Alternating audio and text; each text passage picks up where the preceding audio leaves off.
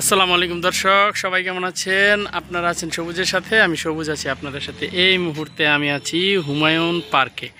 চলুন আপনাদেরকে, এটা হচ্ছে গাড়ি প্রবেশের গেট এবং এটা হচ্ছে নর্মাল গেট। তো চলুন সামনে যাই। পার্কে ঢোকার সাথে সাথেই কিন্তু সবার সামনে একটা রেস্টুরেন্ট এবং ক্যাফে দেখতে পাবেন, এবং এই ক্যাফেটা সন্ধ্যা 7টা থেকে 11টা পর্যন্ত, তখন আর টিকিট লাগে না ঢুকতে, কিন্তু এর আগে ঢুকলে টিকিট লাগে।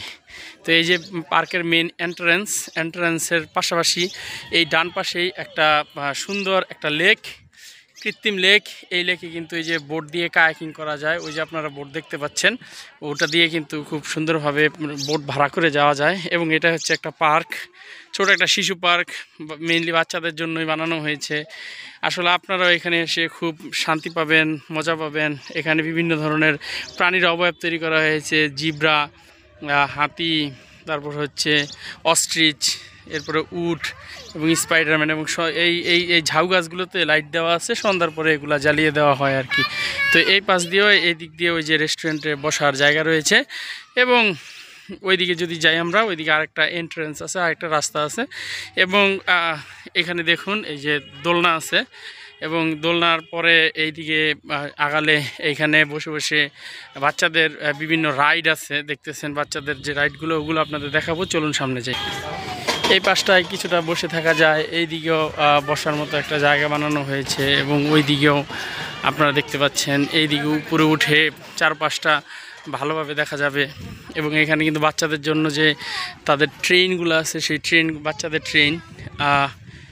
এদিকে সুন্দর করে যে হাঁটার রাস্তাটা আছে, এইটার এই পাশে দুই পাশেই সুপারি গাছ লাগানো আছে। সুপারি গাছের ছায়া দিয়ে আপনি কিন্তু হেঁটে হেঁটে খুব সুন্দরভাবে এই চারপাশটা অবলোকন করতে পারবেন। সামনে দোলনাও আছে, আপনি ইচ্ছা করলে দোলনার মধ্যেও বসে থাকতে পারেন। বিভিন্ন রাইডের জন্য যে টিকিট কাউন্টারগুলো, সেই টিকিট কাউন্টারগুলো এখানে রয়েছে। এবং সেই লেকটি ওই পাশ থেকে আপনাদেরকে দেখিয়েছিলাম, এটা আরেক পাশ থেকে দেখাচ্ছি। দক্ষিণা হাওয়া, চমৎকার একটা পরিবেশ, আপনারা দেখুন, অমায়িক একটা পরিবেশ। এবং এই জায়গায় আসলে অবশ্যই মন ভালো হয়ে যাবে আশা করি আপনাদের। ওই যে ওই পাশ থেকে আমরা ঘুরে এসেছি আরেকটা রাস্তা দিয়ে, এবং এইখানে আমি যেটা বলছিলাম যে অনেক বসে থাকার মতো যে দোলনাগুলো সেগুলো আছে, সেগুলোতে আপনারা বসে কিছুটা সময়।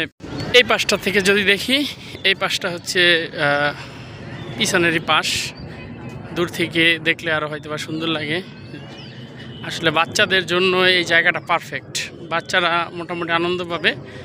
শুধুমাত্র বাচ্চা বললে ভুল হবে, বড়রাও আনন্দ পাবে মোটামুটি।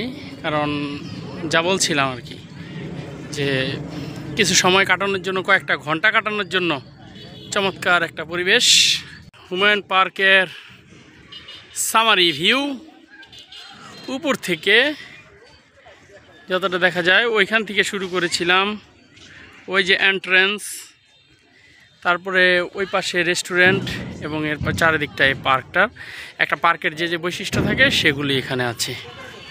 সব যেমনটা দেখাচ্ছিলাম, এই মাঝখানে কিন্তু পার্কের মাঝখানে যে এখানে ওই যে আবারও ঘোরার সিস্টেম, এবং এখানে কিন্তু এই যে দেখুন বাচ্চাদের কিন্তু রেলগাড়ি, এটা কিন্তু চলতেছে।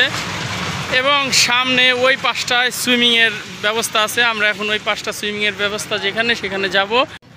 এবং সুইমিংয়ের এই ব্যবস্থাটা এখন গরমের দিন, যেহেতু পানি গরম হয়ে থাকে, তো সুইমিং আসলে এই কতটা উপভোগ্য হবে জানি না। তবে সুইমিং পুলটা আসলে ছোট, সত্যি কথা বলতে একেবারেই ছোট।